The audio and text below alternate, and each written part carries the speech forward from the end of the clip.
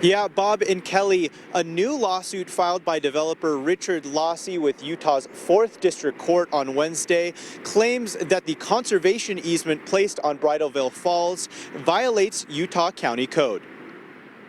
The process, we believe, was not properly followed here, and we believe that adequate compensation was not offered. Former County Commissioner Nathan Ivey, who initially proposed the easement, disagrees. We went through a very legal process that follows state and county law, and also a very public, transparent process. Richard Lossy proposed to build a new treatment center and tram at the top of Bridalveil Falls. That plan was stopped by unanimous vote by the Utah County Commission, a decision that Nathan Ivey says was what the citizens of Utah County wanted. An overwhelming amount of the public supported our efforts to keep Bridalveil Falls as it is. Bruce argues that the commission misrepresented the proposed development for the falls. For example, discussions about the whole Bridalveil Falls being closed to the public as a part of what Mr. Lossy was proposing. That's not true. The complaint is centered around the commission's decision to categorize the falls as surplus land and place it under the control of nonprofit Utah Open Lands. Basically, if the property is worth more than $1,500,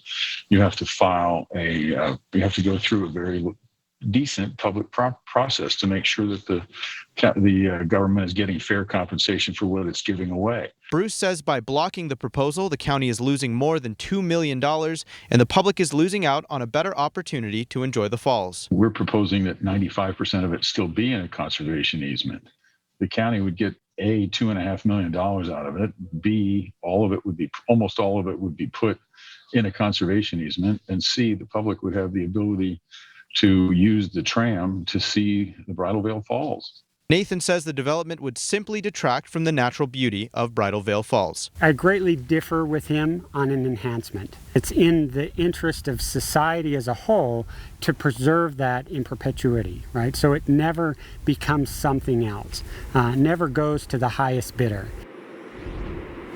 Now, Bruce says the goal of the lawsuit is to overturn the commission's decision, which would therefore start the process over and would require the approval of a new easement for Bridalveil Falls. Live in Utah County, Diego Romo, Fox 13 News, Utah.